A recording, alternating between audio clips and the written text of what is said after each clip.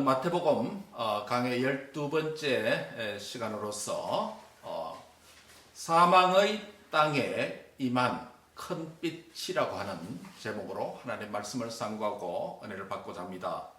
앞에 있는 문맥을 잠시 살펴보면 세례 요한과 예수님 사이에 사역 교체기로서 사역이 서로 교체하는 구약과 신약이 함께 두 시대가 만나는 중첩된 오버랩의 장면이 마태복음 4장 12절에 있었다고 말씀을 드렸습니다. 요한은 옛 시대의 구약 시대의 마지막 선지자 제사장 인물로 오실 주님을 예비하는 삶을 살았던 인물이죠. 그리고 그는 옛 사역의 마지막 사역을 종결한 사역자였습니다. 반면 새 시대의 주인, 신약 시대의 중심인물, 하나님 나라의 핵심되는 예수 그리스도가 오셨습니다. 새 시대의 첫 사역으로서 예수님은 요한이 당국자들에게 결박되자 말자 움직이기 시작하셨다라는 12절에 있는 말씀으로 예수님 안에서 새 출발하자라는 말씀을 지난주에 드렸습니다. 오늘은 이제 이어진 마태복음 4장 12절부터 17절까지 말씀 중심으로 주보에 공지된 대로 사망의 땅에 임한 큰 빛이라는 제목으로 말씀을 상고하고자 합니다.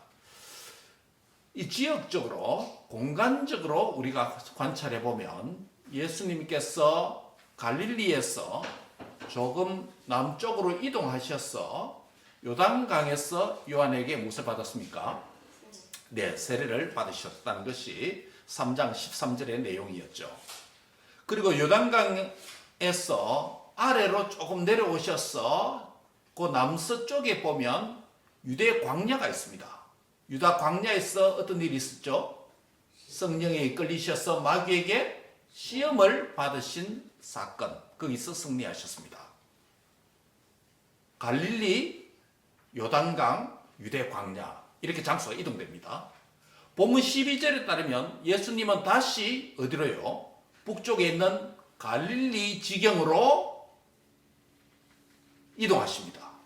요한에게 요단강에서 세례받기 전에 원래 계셨던 그 갈릴리로 돌아오신 것입니다.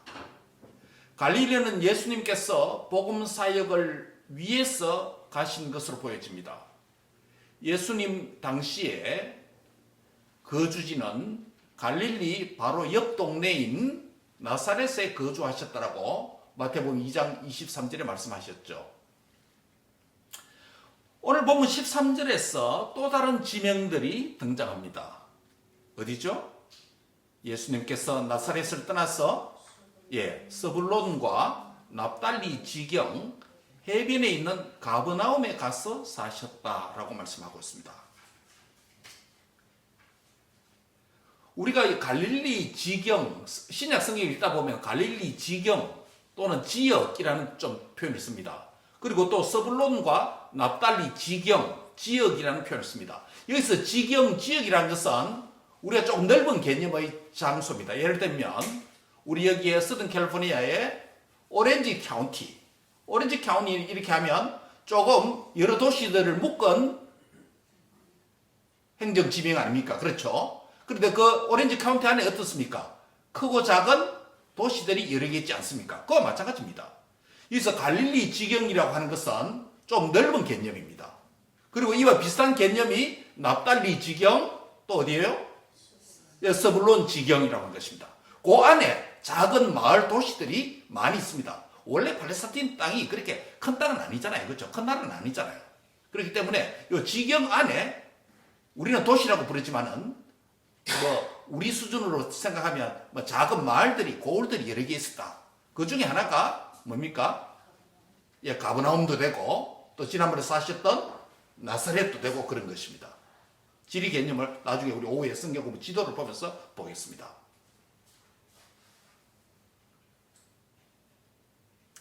그래서 이 스불론과 납달리 지경은 원래는 어떤 땅이었냐 하면, 원래는 그 가나안 7족속을 몰아내고, 누가요? 여호수아가 가나안 정복 전쟁을 통해서 나중에 이스라엘 자손들이 가나안 땅을 차지하지 않습니까? 그러면서 이제 12지파가, 물론 하나 에브라임까지 해서 13개인데, 뭐 기본적으로 원래 일반적으로 말하면 12지파가 지파별로 한 지역씩, 지경씩, 오렌지 카운티, 뭐 LA 카운티 이런 식으로 넓은 지경씩 하나씩 땅을 할당받아서 그 지파가 거주하는 장소가 됩니다. 그래서 북쪽에는 뭡니까? 이스라엘의 10지파가 할당해서 살게 되고, 남쪽에는 누구요? 2지파가, 유다 지파가 하고 에브라임 지파 이렇게 살게 됩니다. 그렇죠? 그것이 나중에 분열 왕국이 되면 위쪽은 뭐가 됩니까? 북이스라엘 나라가 되고 남쪽은 남쪽 유대 나라가 되지 않습니까? 그래서 원래 여호수아 때, 사사 시대가 시작되기 전 여호수아 때 가나안 정복, 출애굽한 사람들이 나와서 가나안 정복 통통해서 팔레스타인을 정복하고 지파별로 그 땅을 나눠줬을 때 맨 위에 있는 땅이 뭐냐면, 오늘 본문에 등장한 누구요? 스불론 지파가 있고 납달리 지파가 있는, 물론 왼쪽에 아셀 지파도 있습니다만은 어쨌든 최북쪽에 있는 두 지역이다, 이렇게 생각하시면 되겠습니다. 오늘 등장하는 이 가브나움이라는 것은 최북쪽 가운데서도 특별히 납달리 지파가 받았던 그 안에 있는 한 도시, 마을이 바로 가브나움이라는 지역입니다. 그래서 예수님 당시까지 이 행정 지명들은 납달리 지역이다, 스불론 지역이다, 갈릴리 지경이다, 이런 용어들이 사용된 겁니다. 지파 이름을 붙이기도 하고, 특별히 갈릴리 바다를 중심에서 이 왼쪽을 전체를 좀 넓게 갈릴리 지경이다, 지명 중심으로 부르기도 했습니다.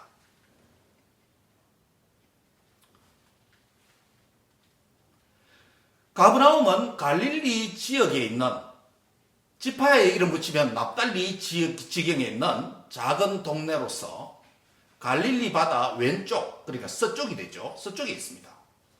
특히 가브나움은 말씀드린 대로 구약의 납달리 지파가 살았던 납달리 지역에 있는 장소였습니다. 예수께서 메시아로서 그분의 공생의 첫 사역이 시작될 무렵에 어디 가셨다고요? 오늘 본문에 등장하는 가브나움에 가셨다라는 것입니다. 그런데 오늘 본문에 보면 일찍이 구약의 어느 선지자가요? 이사야 선지자가 이 부분을 예언을 해놨습니다. 뭐라고요? 9장 1절 2절인데 이사야 9장 1절 2절 말씀을 오늘 마태복음 몇 절에 인용해 놓고 있습니까? 4장 15절과 16절에 인용하고 있습니다. 즉 4장 15절 16절은 원래는 누구의 말입니까? 이사야 9장 1절에 있는 내용을 지금 마태가 인용을 해놓은 겁니다. 그러면 마태보다 이 말씀은 몇 년 전에 더 이야기했다는 겁니까? 800년 전에, 약 800년 전에, 800년 전에 이사야 선지자가 이 예언을 먼저 했습니다. 그래서 그 예언을 지금 마태가 인용해서 4장 15절 16절에 말씀하고 있습니다. 4장 15절 16절 같이 한번 읽을까요? 시작. 스불론 땅과 납달리 땅과 요단강 저편 해변길과 이방의 갈릴리여, 흑암에 앉은 백성이 큰 빛을 보았고 사망의 땅과 그늘에 앉은 자들에게 빛이 비치었도다. 마태가 이 본문을 어디에서 인용했다고요? 이사야 9장 1절 2절에 있는 말씀을 그대로 인용했습니다. 약간 표현의 차이는 있지만 내용의 지명은 그대로 나타납니다. 인용을 했습니다. 그런데 왜 마태가 갑자기 구약에 있는 이사야 9장 1절 2절 말씀을 이 부분에다가 인용을 했을까요? 무슨 사건 때문에? 예수님이 가브나움, 이 납달리 스불론 땅인 가브나움에 어디가 이주하셨어. 거기서 사시고 사역을 시작하셨기 때문에, 예수님의 이주 때문에, 예수님의 무빙 이벤트 때문에 바로 이사야 본문을 800년 전에 있었던, 마태보다 800년, 7, 800년 전에 있었던 그 말씀을 인용해서 이 부분에 지금 써놓은 겁니다. 그럼 결국 이 말이 무슨 말이 됩니까? 우리는 마태가 7, 800년 전에 이사야 선지자가 예언했던 9장 1절에 있는 말씀을 왜 인용했는지, 원래의 그 말씀이 이사야 9장에 있을 때에 어떤 문맥 안에서 말했는지 그 이유를 찾아볼 필요가 있겠죠. 그러면 오늘 왜 예수님 이사 사건에 이 본문 가버나움의 이사 가신 사건에 왜 이 본문을 인용했는가, 그 이유를 알게 됩니다. 특별히 여기에 여러 개의 지명들이 나옵니다. 이사야 9장도 그렇고 마태복음 오늘 우리가 읽은 부분에도 그렇습니다. 스불론 땅, 그렇죠? 스불론 지파가 살던 땅입니다. 그리고 12지파 가운데 납달리가 살던 납달리 땅, 그리고 요단강 서편에 있는 해변길, 그리고 갈릴리 지역을 좀 넓게 잡아서 갈릴리 지역을, 이 네 지명이 공통적으로 두 본문에 나타납니다. 물론 이사야와 마태의 지명에 대한 표현은 약간 차이는 있지만은 요 네 개의 지명은 그대로 똑같이 나타납니다. 즉 스불론 땅, 납달리 땅, 또요? 해변길, 갈릴리 지역. 과거에 이 땅들은 앞서 말씀드린 대로 하나님께서 모세가 죽기 전에 그 지역을 보여주셨습니다. 그리고 모세의 후계자인 누가요? 여수아가 가나안 정복 전쟁을 통해서 그 땅을 확보하게 되고, 각 지파별로 땅을 나누어 줘야 거기에 농사 짓고 살 것 아닙니까? 양을 치고. 그렇죠? 그래서 북쪽에, 특별히 스불론 북쪽의 10지파 가운데서 두 지파인 스불론과 납달리 지파가 갈릴리 지경, 그 지경을 나누어서 차지하게 된 겁니다. 제비를 뽑아서 할당받았죠. 그런데 여기서 가나안 정복 전쟁에서 요 두 땅을 12지파가 할당받은 땅, 그 시대에서 시대가 세월이 좀 흐릅니다. 언제까지?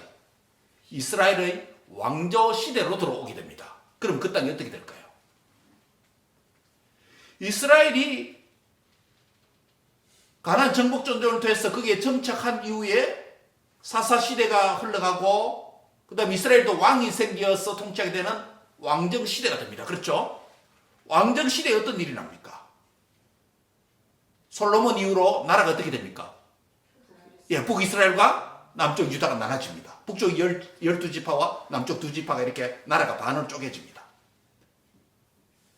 특별히 북쪽 이스라엘이 하나님 앞에 우상숭배 제약을 극하게 범죄해서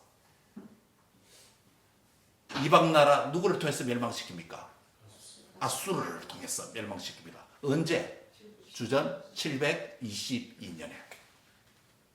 그래서 북쪽 수도 사마리아가 함락되고 북이스라엘의 백성들이 10지파의 그 사람들이 어떻게 됩니까? 포로로 잡혀가고 아수르의 대외 정책은 그냥 혼혈 흩어버립니다.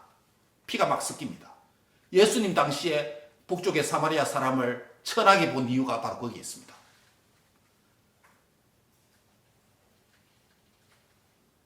그래서 아수르 사람들이 스불론 땅과 납달리 땅을 차지하게 됩니다. 열왕기 15장 29절에 따르면. 이때 스불론 땅과 납달리 땅은 아수르의 통치 안에 완전 들어갑니다. 그래서 많은 사람들이 포로로 잡혀가게 되고, 북이스라엘 사람들은 아수르 제국의 사람들에게 멸시를 받게 됩니다.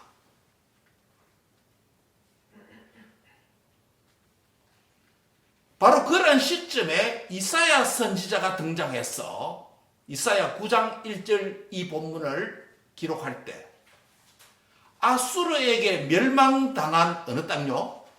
스불론 땅과 납달리 땅이 당시에 멸시받았다는 사실을 지적합니다. 그 과거 이야기를 이사야가 하기 시작합니다. 이사야는 이런 멸시의 땅, 납달리와 스불론 땅이 영원히 멸시받고 어둠 속에 이방민족에 짓밟히는 땅이 아니라 언젠가는 소망의 땅이 될 것이다 라고 이사야가 예언을 하는 겁니다. 누구 때문에? 바로 그겁니다. 예수님 시대에 와서 예수님이 지금 가나안이 아니고 스불론 납달리 땅의 한 지역인, 한 도시인 가버나움에 가셔서 예수님의 공생의 사역을 시작하시고 말씀을 전파하시고 메시아 구원자가 그 땅을 밟고 잃어버린 백성을 구원하는 이 역사를 하는 것을 마태가 800년에 있었던 이사야의 이 본문을 인용해서 지금 예수님 무빙 사건 때문에 이 말씀을 인용하는 것입니다.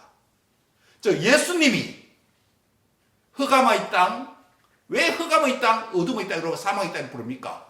이방 나라 아수르에 짓밟혔고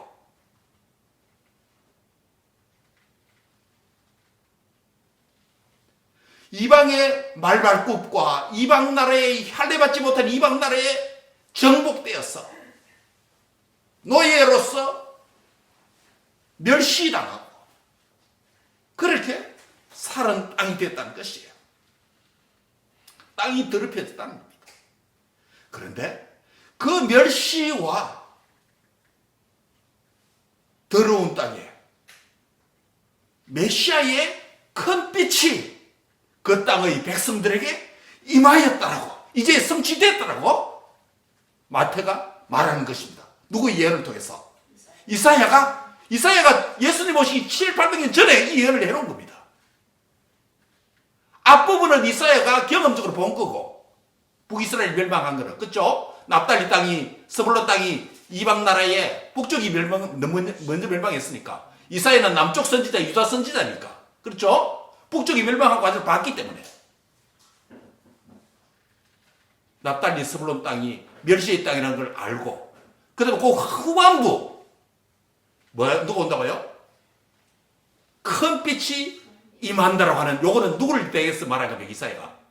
자기로부터 800년 뒤에 오실 예수님이 오셔서 가버나움 땅에 발을 내딛는 그 장면을 두고 예언을 한 것이에요. 그것이 마태가 뭐라고 말합니까? 바로 이사야 예언이 우리 예수님이 가버나움을 밟는 그 사건을 통해서 성취됐다라고 말하는 거예요. 구약 선지자 한마디 한마디가 그냥 뻥이 아니에요. 아무 의미 없는 바람 같은 소리가 아닌 겁니다. 말씀 한 구절 한 구절이 하나님의 입술로 나오면 반드시 성취되는 줄 믿습니다. 그래서 16절에 보면 뭐라고 말합니까? 흑암에 앉은 백성이 누구를 보았다? 큰 빛을 보았다. 사망의 땅과 그늘에 앉은 자들이 무엇을 봤다? 빛이 비침을 받았다라는 거예요.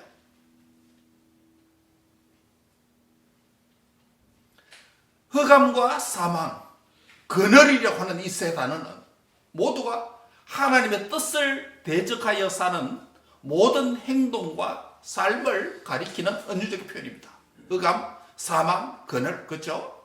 반대로 큰 빛, 그리고 빛이라고 하는 이 두 단어는 무엇을 가리킵니까? 하나님의 생명, 하나님의 구원의 능력을 가리키는 표현들 아닙니까? 그런데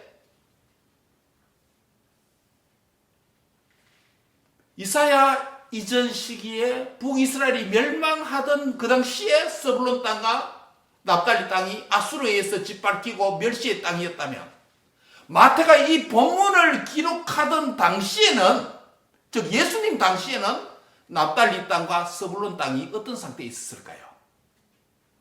궁금하지 않나요? 마태가 이 본문을 기록하고 예수님이 가버나움 땅으로 가실 때 당시에 납달리와 스불론 땅은 어떤 상태였냐면, 현재 누가 통치합니까? 로마 황제가 통치하고 그 땅을 통치하는, 컨트롤하는 상태에 있습니다. 그러면 납달리와 스불론 땅은 두 가지입니다. 구약시대는 누구에 의해서? 대제국 아수르에 의해서 멸시를 받고 짓밟힌 어둠의 땅이었다면, 그로부터 7, 800년 후에는 예수님 당시에는 납달리 땅과 스불론 땅이 누구에 의해서? 로마, 세상 나라의 중심인 로마의 황제가 통치하고 다스리고 그 군사들이 와서 짓밟고 군대가 그에 통치하고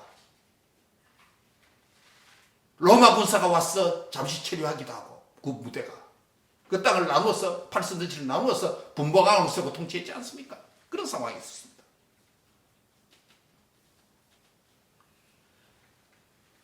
어둠과 사망과 그늘, 이 표현은 한마디로 말하면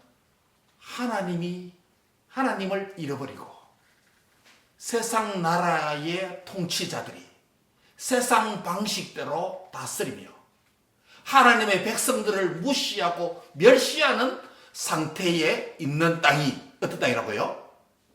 흑암과 어둠과 멸시와 그늘에 있는 땅이 되었다. 구체적으로 지명이 어떤 지명이요? 스불론 땅과 납달리 땅. 더 구체적으로 하면 예수님이 가신 가버나움 땅이. 이 본문에 대한 큰 빛이 누구인가? 큰 빛이 등장한 큰 빛이 누구인가? 예화를 찾기 위해서 에아이에게 물어봤습니다. 에아이에게 세상 빛이 누구인가? 라고 질문했습니다. 두 가지 범주로 나누어서 대답을 해줍니다.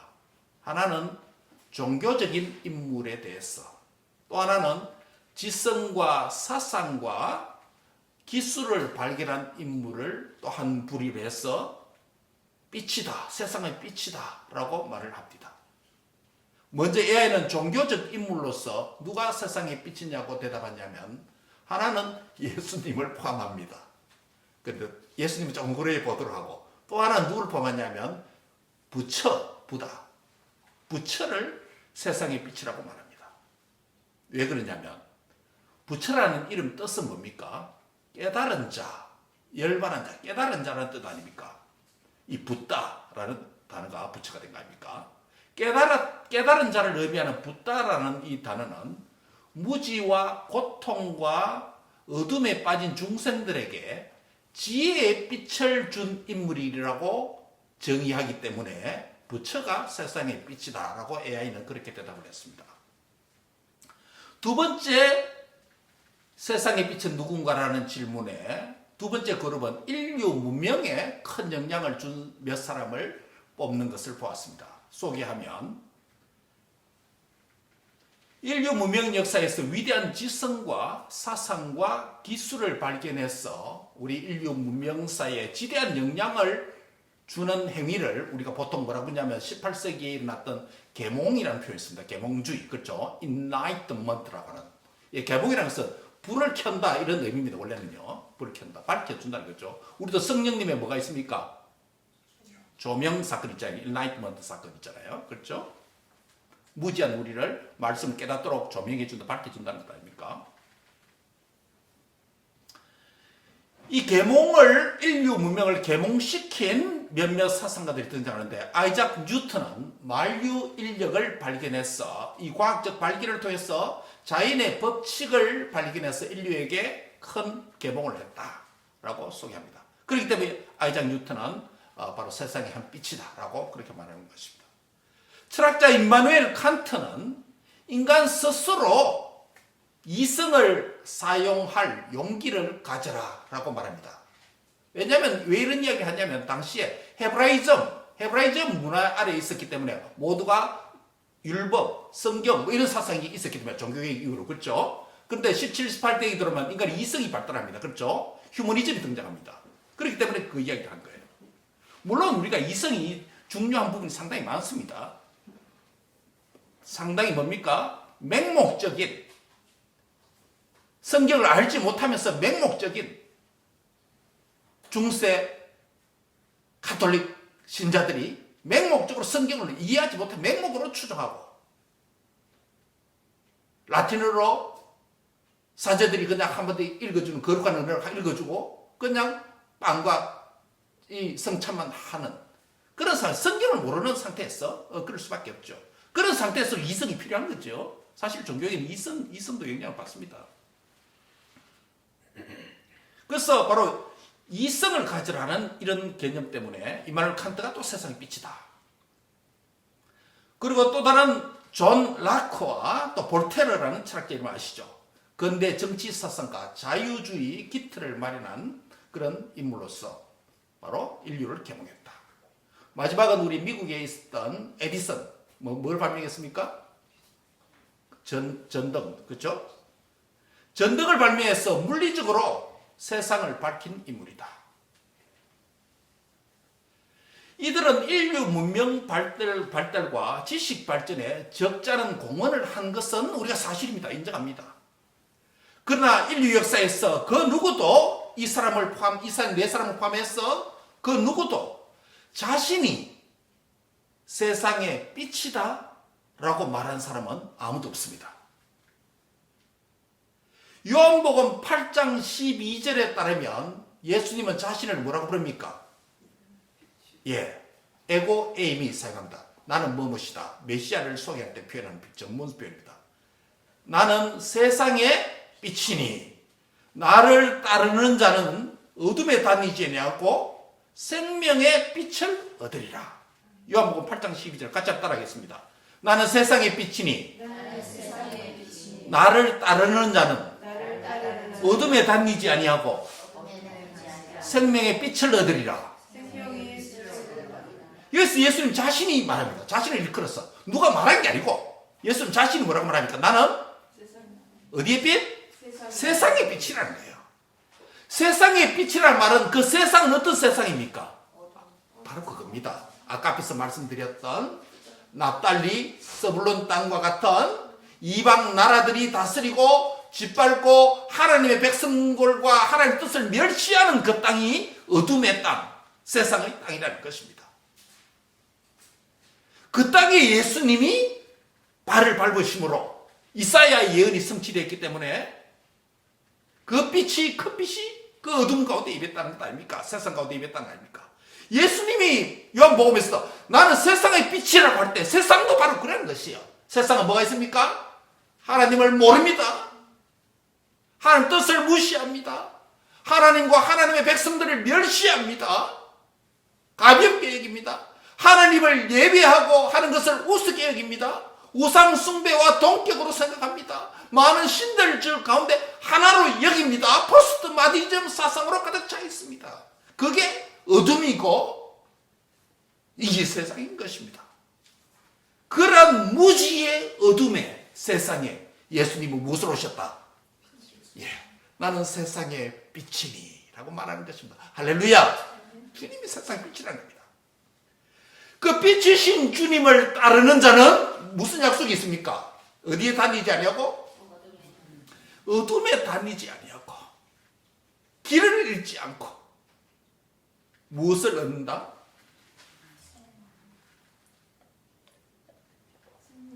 생명의 빛을 얻으리라. 따라합시다. 생명의 빛을 얻으리라. 세상의 빛 할 때 빛 앞에 세상을 갖다 놓은 이유를 알겠죠? 세상이 뭐하기 때문에? 어둡기 때문에. 하나님 없는 무지이기 때문에. 그런데 생명의 빛이라고 할 때 빛 앞에 왜 생명을 갖다 놨을까요?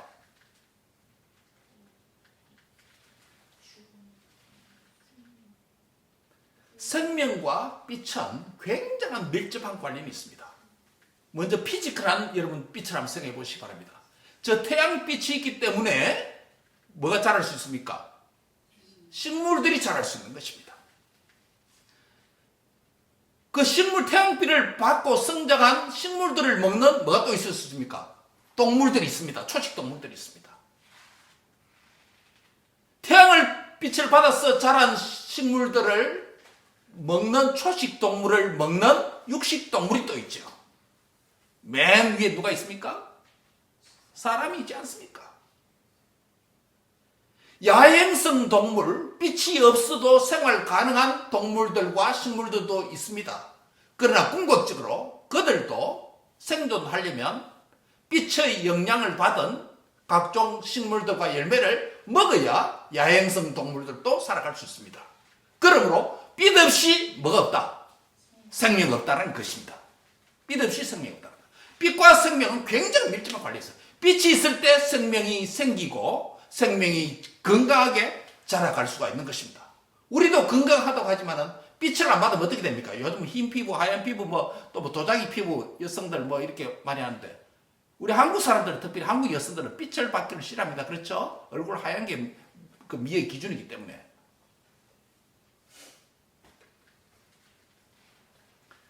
빛이 없이 건강한 생명 유지할 수가 없습니다.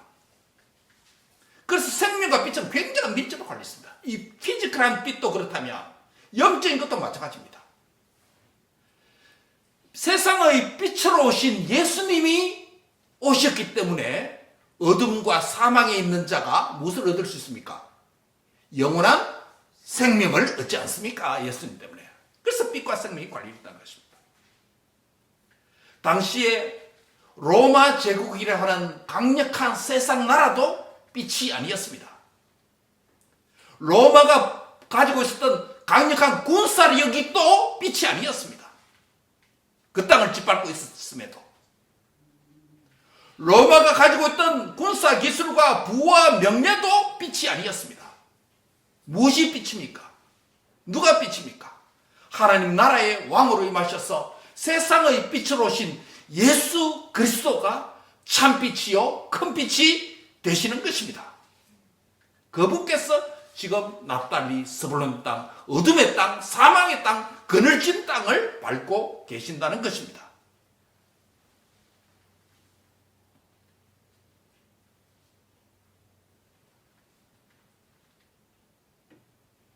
따라합니다. 큰 빛은, 생명의 빛은, 구원의 빛은 오직 예수 그리스도입니다. 세상의 어떤 밝은 문명 기술도, 부와 명예도, 강력한 군사력과 정치력도 솔깃하고 눈에 잡힐 것 같은 빛같이 보이지만은 그것은 진정한 빛이 아닌 것입니다. 따라합시다. 예수 그리스도만이 유일한 세상의 빛이요 생명의 빛이 되십니다. 믿습니까? 옆사람 한번 고민합시다. 예수님이 세상의 빛입니다. 당신의 생명의 빛입니다. 그 예수님께서 요한복음 8장 12절의 말씀, 나는 세상의 빛이니 나를 따르는 자는 어둠에 다니지 아니하고 생명의 빛을 얻으리라는 그 말씀을 속을 다시 한번 되뇌보면 세상의 빛이신 예수님과 생명의 빛과 사이의 관계를 설명합니다. 즉 세상의 빛이 되시는 예수님 때문에 뭐가 된다? 생명을 주는 빛이, 생명을 탄생하는 그 빛이 예수님이다라는 결론을 맺고 있는 것입니다. 그래서 빛과 생명은 매우 뗄 수 없는 관계 안에 있다. 우리는 세상의 빛으로 오신 예수님의 복음의 빛, 생명의 빛, 은혜의 빛을 받은 자입니다. 그래서 생명이 있는 줄 믿습니다. 예수님의 구원의 빛, 나의 생명의 빛이 되시고 나의 생명은 곧 주님이 주신 영생의 은혜인 줄 믿으시기 바랍니다. 말씀을 맺습니다. 어떻게 하면 세상의 빛으로 오신 예수님이 나에게 구원의 빛이 될 수 있을까요? 어떻게 하면 우리 자신이 세상의 빛이라는 이 말씀대로 빛된 생활을 할 수가 있을까요? 그게 바로 오늘 본문 마지막 17절에 등장합니다. 17절 마지막 절 같이 읽겠습니다. 마태복음 4장 17절 시작. 회개하라, 천국이 가까웠느니라. 예. 어둠과 사망과 그늘에 앉은 백성이 세상의 빛으로 오신 예수님을 믿으려면 자신의 뭐를 회개해야 됩니까? 죄를 회개해야 생명의 빛을 맞이할 수 있다는 것이에요. 그분은 생명의 세상의 빛으로 왔는데도 불구하고 회개하지 아니하고 믿지 아니하면 그에게는 아무런 생명의 빛이 될 수가 없는 것입니다. 회개하라는 명령하는 것입니다. 여러분, 회개가 무엇입니까? 회개는 오늘 문맥에서 말하면 어둠과 어둠에 속한 일들을 버리고 청산하는 것이 회개입니다. 회개의 뜻이 여러 개 있지만 오늘 문맥 안에서 이해됩니다. 회개가 뭐라고요? 어둠과 어둠에 속한 모든 것을 버리고 청산하는 것입니다. 그리고 더 이상 어둠을 좋아하거나 어둠에 좀 더 머물고 싶다, 더 머물고자 하는 머뭇거림도 없이 오직 빛을 기뻐하고 빛 안에 살기를 즐거워하는 마음과 생각과 삶을 사는 것이 뭐라고요? 그게 회개예요. 그래 회개예요. 로마서 13장 12절에 말합니다. 밤이 깊고 낮이 가까웠으니 그러므로 우리가 무엇을 벗고 어둠의 일을 벗고 무엇을 입자? 빛의 갑옷을 입자라고 말합니다. 어둠의 세계가 지나가고 밝은 빛의 나라, 낮의 나라, 주님의 나라가 우리에게 가까웠는데 우리가 회개를 해야 되는데 이 표현을 로마서 14장에서는 뭐로 표현하냐면 회개를 어떻게 표현했냐면 어둠을 뭐하고? 어둠의 일을 벗어버리고 무엇을 입자? 빛의 갑옷을 입자. 회개하라는 다른 표현을 쓴 거예요. 그냥 에베소서 5장 11절에도 비슷한 말을 합니다. 너희는 열매 없는 어둠의 일에 뭐하라? 참여하지 말라. 어둠의 일에 참여하지 말라. 도리어 그것을 뭐하라? 책망하라고 말합니다. 한 걸음 더 나갑니다. 여러분 회개가 무엇인지 바로 알아야 됩니다. 열매 없는 어둠의 일에 참여도 하지 말라. 도리어 그것을 뭐하라? 책망까지 하라는 거예요. 그게 회개의 삶이에요. 이 말씀처럼 아직 이 말씀대로 바뀌지 않았다면 빛이신 예수님이 빛이신 예수님을 무시하고 반대하고 거부하는 그 어둠에 속한 일, 어둠에 속한 사람, 어둠에 속한 세계에 가까워진다면 세상의 어두운 일에 참여하게 된다면 여러분은 진정한 회개가 더욱 필요한 상태입니다. 광명한 빛이신 예수께서 참 세상의 빛으로 오셨다면 우리는 참 빛인 예수님에게 더 집중하고 더 가까이 가야 되는 줄 믿습니다. 그게 어둠의 일을 벗어버리고 어둠의 일을 청산하고 어둠의 옷을 벗고 어둠의 일에 참여하지 않는 것이고 빛의 갑옷을 입는 그것이 회개라는 거예요. 온전한 회개, 참다운 회개를 통해서 회개에 합당한 삶의 변화가 있는 그리스도인이 되시기를 바랍니다. 그러므로 회개는 죄와 사망과 사탄의 권세에서 어둠에서 빛으로 옮기는 것이 회개입니다. 회개는 말만 하는 게 아니라 실제로 어둠의 일을 벗어버리고 실제로 어둠의 일에 참여하지 않고 실제로 빛으로 갈까 말까 머뭇거림을 청산하고 빛을 선택하고 빛의 일에 참여하는 것이 회개인 줄 믿습니다. 삶 자체가 그렇게 되어야 된다는 것입니다. 회개할 때 내 안에 생명의 빛을 받아서 생명의 풍성한 열매를 맺게 되는 줄 믿습니다. 더 나아가서 회개할 때 예수님을 닮아서 나도 세상의 빛이 되어서 살 수 있습니다. 왜냐하면 예수님께서 세상의 빛으로 오셔서 빛의 자녀들을 불러셔서 우리를 향해서 뭐라고 말합니까? 너희는 세상의 빛이다. 예수님이 세상의 빛으로 오셨는데 그 주님의 어둠을 청산하고 그분을 믿고 따르는 우리에게 이제는 누가 세상의 빛이다? 전에는 내가 세상의 빛으로 왔지만 나를 믿는 너희는 이제는 뭐다? 세상의 빛이다. 할렐루야! 우리가 세상의 빛이란 거예요.